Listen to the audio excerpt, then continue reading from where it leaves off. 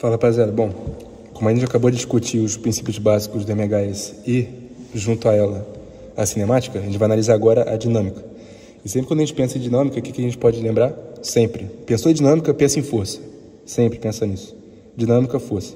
Então a gente vai tratar aqui sobre a força num sistema de MHS, beleza? Então vamos lá. Dinâmica. Vocês lembram o que era a posição na cinemática? A posição era essa aqui, ó. X é igual a vezes cosseno de θ0 mais ômega t, beleza? Então essa é a minha posição. E a minha aceleração? Vocês lembram o que era? A aceleração é essa aqui, ó. Menos ômega ao quadrado vezes a vezes cosseno de θ0 vezes mais ômega t. Poxa, se a minha posição ela é esse cara e minha aceleração é esse cara, percebe que na minha aceleração eu tenho a vezes cosseno de θ0 mais ômega t. Olha que interessante, o x está na aceleração. Não é igual isso aqui? É igual. Então eu posso afirmar que a minha aceleração ela vai valer menos ômega ao quadrado, mantém esse maluco aqui, e multiplica por x, que é esse cara aqui. E beleza, eu achei essa equaçãozinha aqui. E o que eu posso fazer? Poxa, já que eu tenho aceleração de um lado, eu posso multiplicar dos dois lados por m. Esse m aqui se relaciona à massa do meu corpo, se relaciona à massa desse carinha aqui, ó. Então, multiplicando a massa dos dois lados, o que eu posso falar? A vezes m vai ser igual a menos ômega ao quadrado vezes x vezes m, beleza? Vocês lembram o que é m vezes a na dinâmica? Segunda lei de Newton, né? Força resultante igual a massa vezes aceleração. Olha que interessante, a força apareceu. E eu estava procurando a força, justamente. A força resultante, então, vai valer menos, não ignore esse menos aqui, tá? É muito importante. Força resultante é igual a menos m vezes ômega ao quadrado vezes x. Cheguei nessa equação. E, poxa, vamos lá, agora é uma parte muito importante.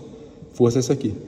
Vocês concordam comigo que, independente da posição que essa bolinha tiver aqui, esse m e esse ômega ao quadrado aqui não vai ser constante? E, poxa, por que vai ser constante? Porque a massa não se altera, né? A massa do carinha não se altera. E a minha velocidade angular, ela não vai acelerar. Por que não vai acelerar? Porque é uma velocidade, um momento circular uniforme. E já que um sistema uniforme, a velocidade circular não vai acelerar. Então, eu posso tratar esse m vezes ômega ao quadrado como uma constante. Esse x não, esse x é uma variável, porque esse cubo aqui está variando a posição dele toda hora. Ó. Esse x aqui, ó, sempre está variando, sempre está variando. Já a velocidade angular e a massa dele não se alteram. Então, a gente chega nessa fórmula aqui, ó. Força resultante é igual a menos k vezes x. Esse m vezes ômega ao quadrado, eu tratei como sendo k. Esse k é uma constante, beleza? Nada mais isso. Então, força resultante é igual a menos k vezes x. É força restauradora que a gente fala. Por que é restauradora? Porque esse carinha aqui sempre quer voltar para a posição de equilíbrio. Sempre quer manter o equilíbrio. Na natureza é sempre assim. As coisas sempre querem voltar ao equilíbrio. Então, a gente fala que é força restauradora. Que ela sempre quer voltar para o ponto zero. O ponto inicial. E é isso.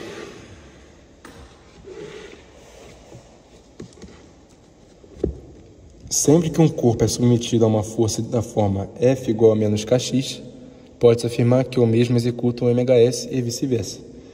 Poxa, então o que eu estou afirmando aqui? Sempre que um corpo obedecer a essa equação, por exemplo, um corpo que está flutuando na água está descendo, subindo, descendo, subindo. Um corpo que esteja executando um pêndulo simples, indo para lá e para cá, indo para lá e para cá, uma oscilação. Um corpo que esteja fazendo massa-mola, poxa, a mola está indo para cá, para cá, para cá, para cá toda hora. Um corpo que esteja, sei lá, cargas elétricas fazendo algum movimento, e isso for um MHS, o que eu posso afirmar? Que quando o meu corpo obedece a essa equação, eu posso afirmar que ele está em MHS. E o contrário também se confere. Um corpo que esteja executando MHS sempre vai obedecer a essa relação aqui. Força resultante igual a menos kx. Esse é um princípio físico muito importante, vocês têm que saber. E agora a gente vai partir para o período. Lembra o que é o período? Período é o tempo que uma oscilação é feita. Então, lembra daquele exemplo do pêndulo. E aí, vamos lá. Quem é o K mesmo que eu vou chamar aqui? K é igual a m vezes ômega ao quadrado. Que é esse caso aqui, ó.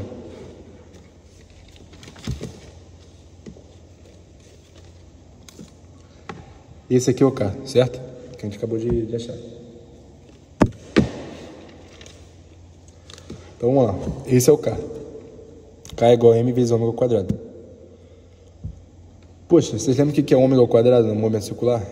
Ômega ao quadrado é igual a 2π sobre t, não é isso? eu tenho aqui um círculo, show? Esse círculo aqui está com o corpo executando um movimento circular, uma velocidade v.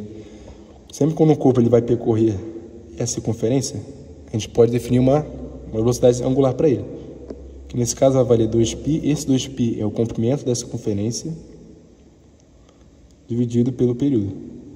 Ah, mas o comprimento da circunferência é 2πr? Sim, é 2πr. Mas quando eu estou analisando somente a velocidade, 2π equivale a 360 graus, 360 graus, ou em radianos, 2π, dividido pelo tempo que ele percorre essa circunferência. Então essa é a minha velocidade angular.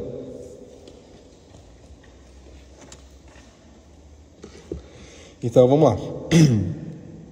K é igual a m vezes 2π dividido pelo t ao quadrado, que é a velocidade angular. E aí o que acontece?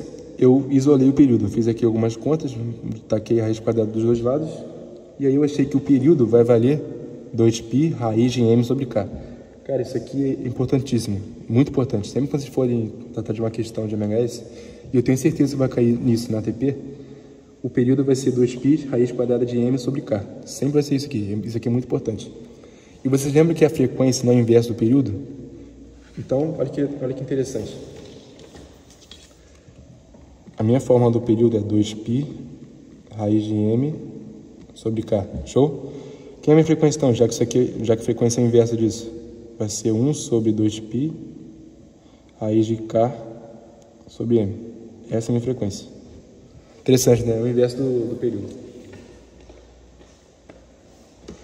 E agora a gente vai tratar de alguns casos, né, de alguns exemplos de MHS. Nesse caso a gente vai tratar primeiro sobre massa mola. Pô, massa mola consiste aqui inicialmente em um corpo, né, que esteja preso a uma mola, e essa mola vai ficar oscilando, vai ficar indo para lá e para cá, indo para lá e para cá. Então aqui inicialmente eu tenho um bloco, tem uma força elástica. Essa mola aqui está estendida, ela está esticada, e então a força elástica vai vir para a esquerda. Então eu tenho aqui, esse aqui é meu ponto de equilíbrio, que a gente vai chamar de zero, ponto de equilíbrio aqui, e ela vai indo para cá. E aí, como ela está comprimida, ela vai fazer uma força no sentido contrário. Então ela faz aqui, entendeu? Então esse é o caso. O que acontece? No ponto A, no ponto onde a minha amplitude é a minha força elástica vai ser máxima. Por quê? Porque quanto mais eu estendo a mola, mais ela faz força. Então aqui, como é o ponto máximo onde o bloco vai, aqui a minha força elástica ela é máxima. Show? No ponto zero, o que acontece? No ponto zero, a outra coisa aqui também, a minha aceleração nesse caso aqui.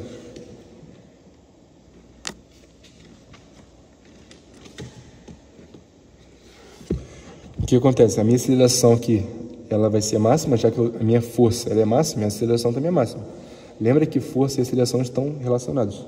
A minha aceleração vai ser máxima e, quando o bloco está vindo para a direita, ele tem que parar nesse ponto e voltar, não é isso? Então a minha velocidade aqui vai ser zero, minha aceleração vai ser máxima e a força vai ser máxima também.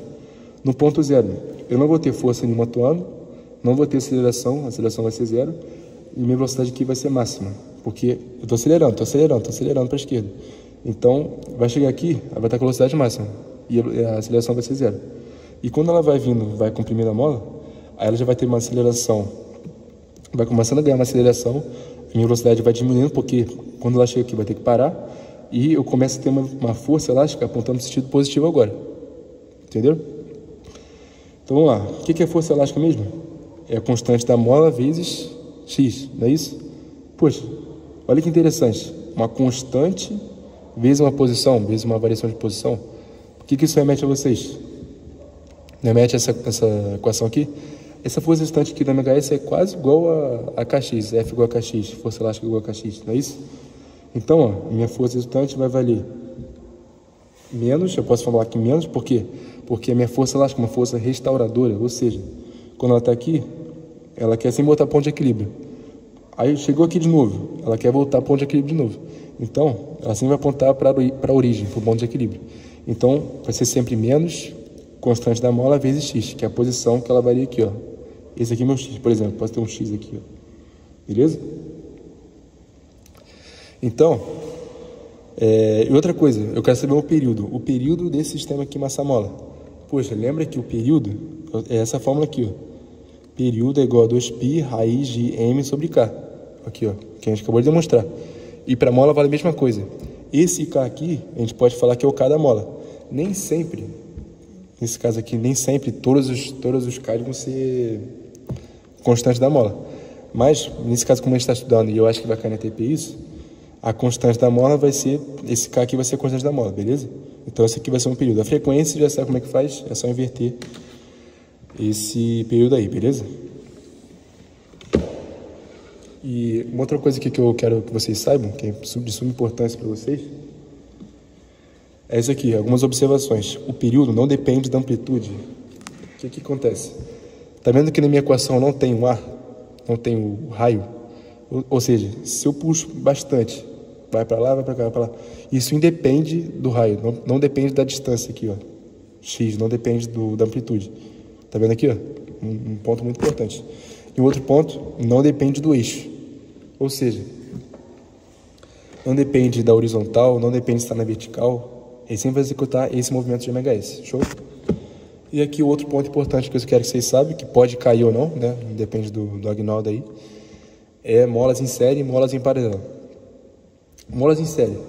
Eu tenho aqui um tipo de mola diferente, uma mola 1 e uma mola 2. Um tipo de material diferente de mola. Eu quero juntar tudo isso em uma mola só. Lembra dos resistores? É basicamente isso. O que eu tenho aqui? Quando eu puxo esse bloco para baixo, ou a ação da gravidade começa a exercer sobre esse bloco, eu tenho que ela vai fazer uma variação x1, ela vai virar essa posição x2, e K2 e K1. Então, a minha força 1 nessa mola 1 vai ser K1 vezes x1, beleza? E a força 2 vai ser a mesma coisa, K2 vezes x2. E aqui nessa mola toda, eu tenho uma constante da mola que eu não sei, e ela vai variar a posição x1 e x2, x1 mais x2, que é a mesma variação da posição que eu estou fazendo aqui. Então, o que acontece? Se eu tenho a força dessa mola aqui como sendo Ks vezes x1 mais x2, eu tenho essa fórmula aqui, ó. F, ó, a variação xs é igual a x1 mais x2, claro, né? Essa posição aqui, variação de posição é igual a essa mais essa. Então, o que eu tenho? O que eu decidi fazer aqui? Eu decidi isolar o x1 e o x2 e o x1 mais x2, né? O que vai acontecer? Quando eu isolo o x1, eu tenho F1 sobre K1, mais, quando eu isolo o x2, eu tenho F2 sobre K2. E quando eu isolo x1 mais x2, o que eu tenho? Fs dividido por Ks. E lembra que o Fs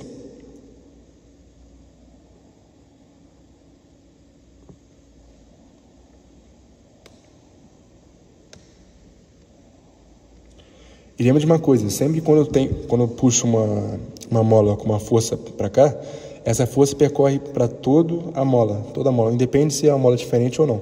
Então, quando eu tenho uma força F aqui puxando, ela vai exercer sobre toda a mola. E eu estou exercendo a mesma força F aqui, beleza? Para que ela se mantenha com a variação da distância.